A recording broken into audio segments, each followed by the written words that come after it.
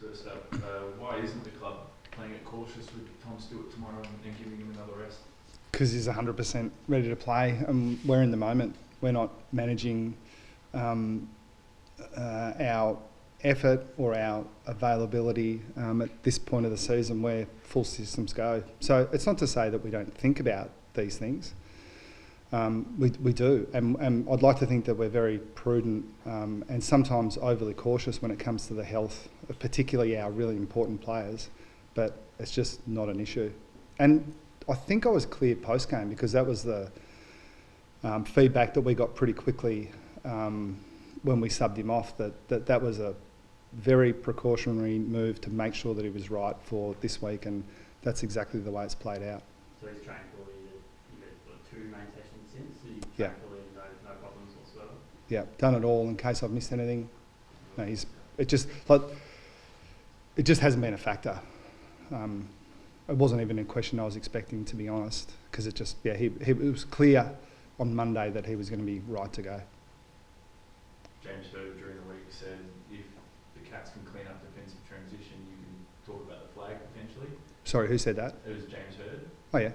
Do you think that's a fair assessment? And if you do clean up defensive transition, this club can potentially go all the way this year?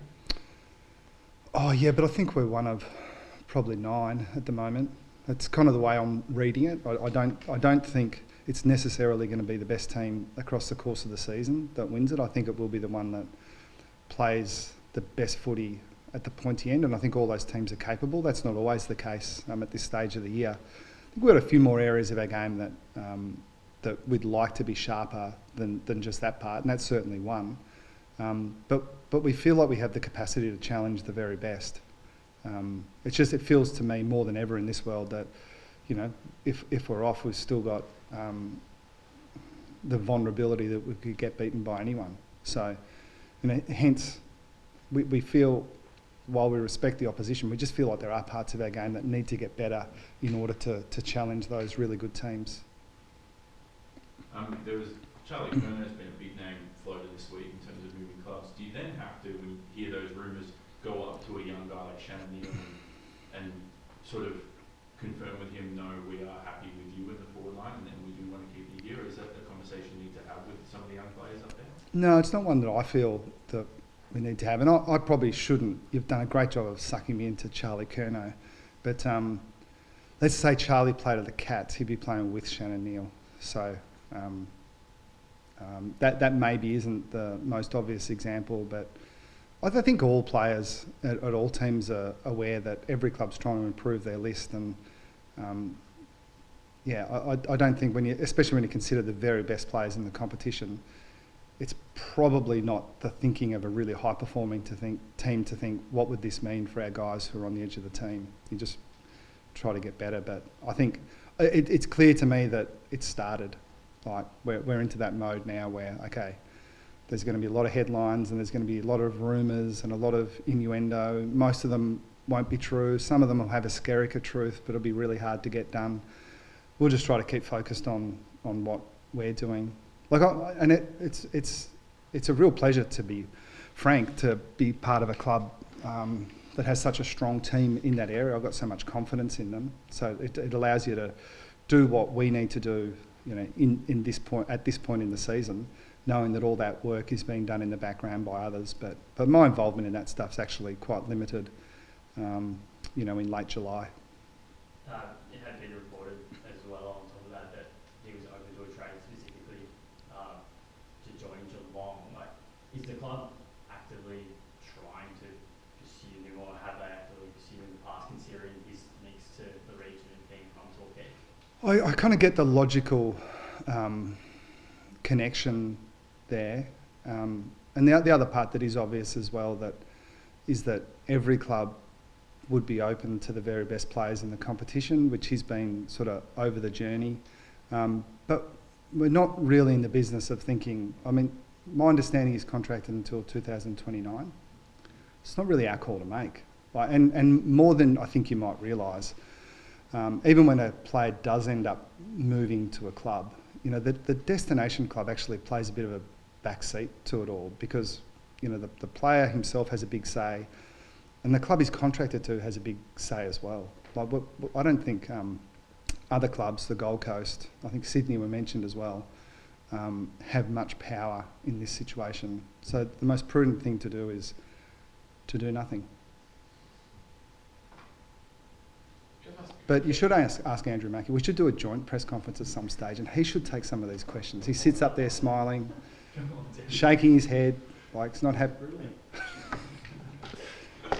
Can I ask you about Ken Guthrie, Chris? Will Yeah. you play VFL this weekend, or will you hold back till after the VFL bye?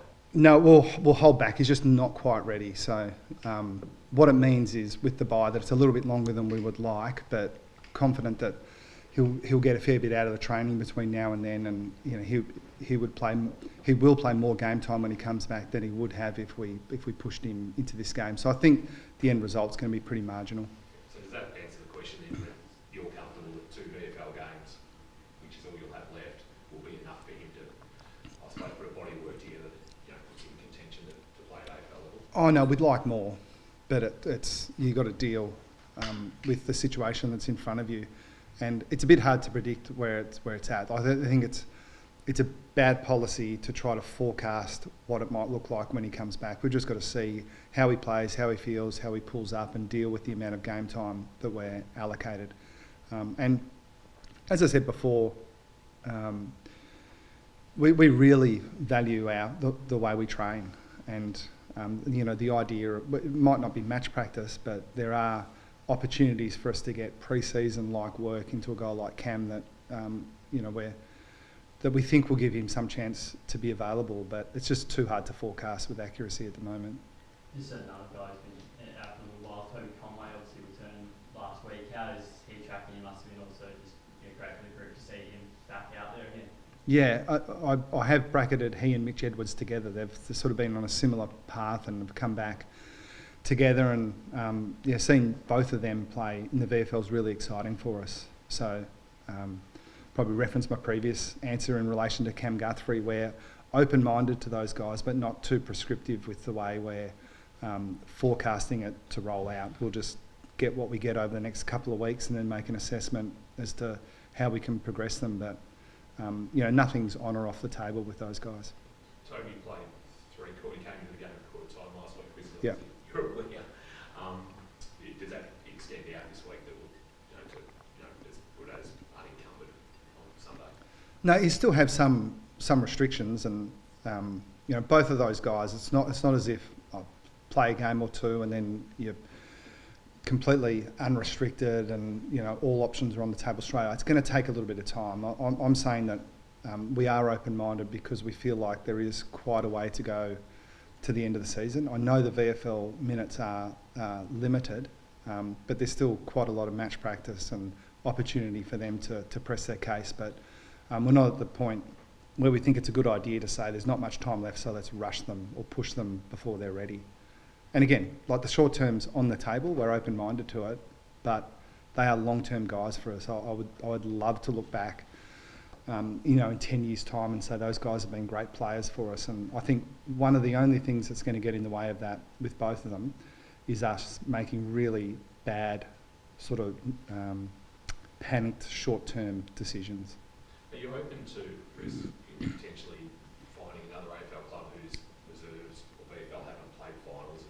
Because you're going to have a bit of a gap potentially between the VFL finishing and your first final where you organise scratch matches and stuff like that to keep players in match mode. Yeah, we're talking about it. We have a lot of freedom in terms of what we're permitted to do with training. I'm not exactly sure where the line is there where it extends to training with other teams. But the AFL have shown a pattern of being kind of open-minded to these things, and I think everyone acknowledges that the VFL fixture is imperfect, and there are some obstacles there that may well be impossible to get past. But given those imperfections, I think a bit of flexibility and lateral thinking around sort of game time with the teams that are playing late in the season is generally an option. So I'd be surprised if there wasn't something that we could manufacture there. Chris, why do you want to see the father-son rule scrap, considering this club could have so many potential picks over the next 10, 20 years? Well, it was a bit of a flippant, off-the-cuff comment that even surprised me when I said it. I hadn't really thought through it. Happens more than you would think. To clarify, I'm not sure what my position is, except to say that I am very aware of how bizarre the rule is in a highly equalised competition.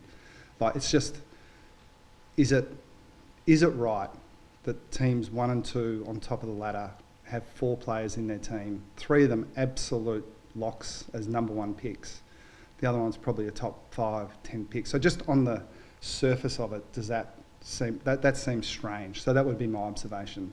And then secondly, is it right that you can have 2 guys that grow up playing for the same junior footy team, come through the same pathway, and one has the right to choose whether he goes to Geelong or whether he goes into the draft? It's not as if the father-sons have to play for their team. Because of their birthright, they have this opportunity to choose their path, where the other guy goes into the draft and who knows where he could go. Does that seem right? That seems strange to me, especially in an AFL competition where you've got some clubs who have been in it for 150 years and you've got other clubs who have been in it for 15. It seems strange. And then so you add on the price that teams need to pay for these players. Now, it's incongruous that you get a discount because you've got a father-son. Like, if nothing else, you should have to pay a premium for these guys. Right, so that bit said, what didn't you like? Can I? So then, if the league is preaching balance and they want, let's say, 18 different teams to win the next 18 premierships, why shouldn't the rule be scrapped then if it creates an imbalance? Well, that's a good question, and at the very least it's incongruous. But again, I'd push back against that ideal that 18 teams should win the next 18 premierships. The AFL shouldn't manipulate the competition to make it even. They should set the rules and get out of the way. And if a team wins 5 in a row because they're better, more power to them. But that's not the way they seem to think about these things. But given the way they do think about it, which is clearly we just want a close competition, this rule seems strange. You know, and I think it's a relic of the past, where it was a nice romantic idea in the 70s when the game wasn't equalised. Now, I also should say, I'm representing what I think without having put a hell of a lot of thought into it.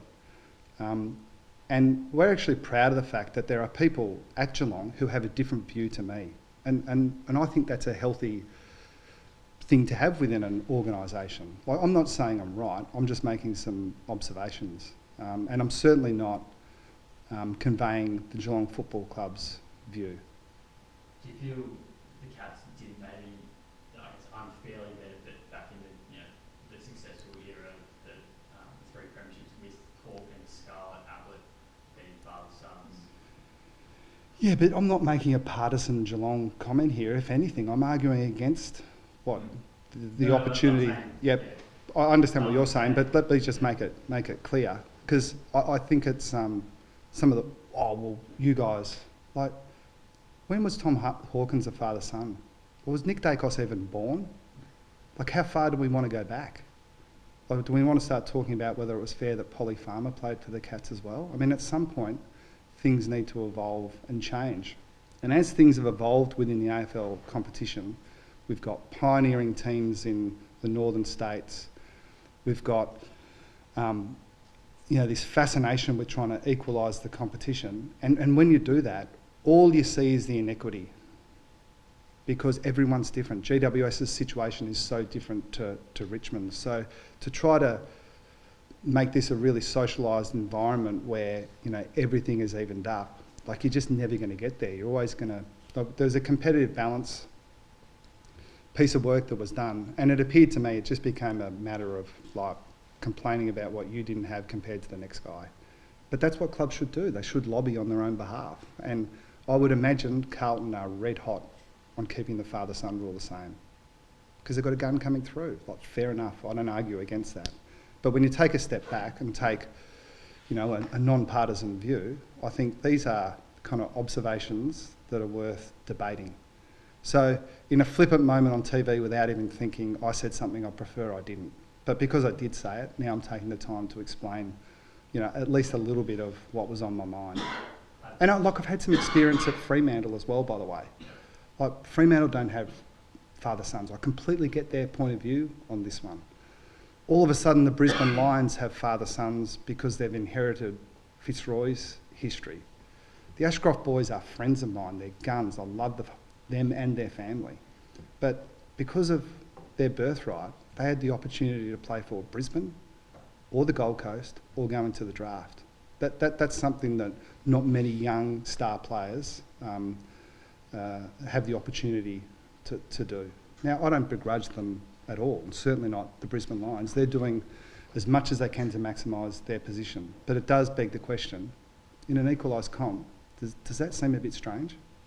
Just on the academies, obviously you were a player at Brisbane. We've seen firsthand, I guess, the struggles they had back then in getting local talent. Would you be against it, abolishing the academies, and not abolishing the academies, but in terms of the draft, like having clubs linked to players linked to academies as well as the father son? Well, I think this is just a good debate to have, and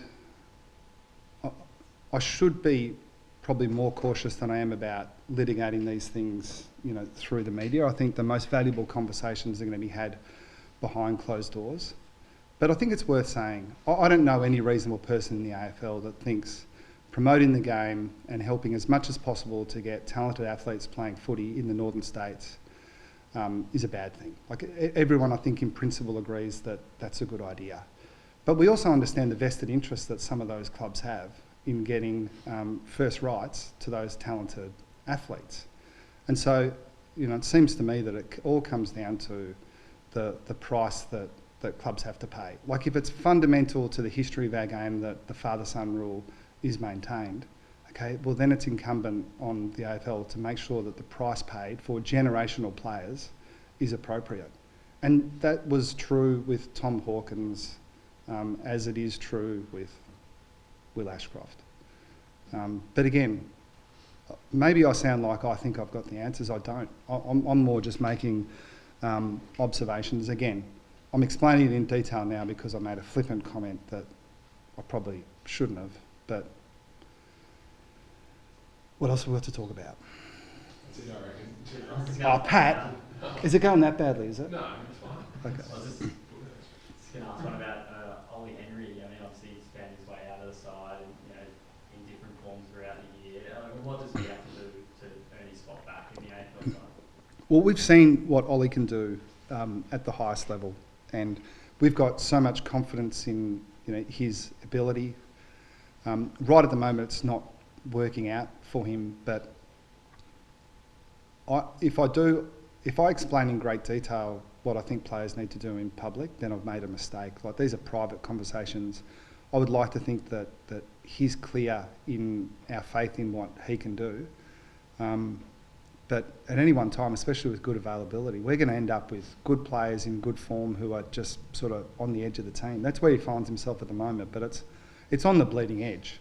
So we've got plenty of time in the season for guys to press their case, and I think we know if he plays close to his potential, he's going to be hard to keep out of the team. Chris, will Ollie Wilshire play VFL Sunday? Yes. Yeah. Sorry. What was your doubt there? I just had concussion protocol. Okay, yeah. No, he's been cleared.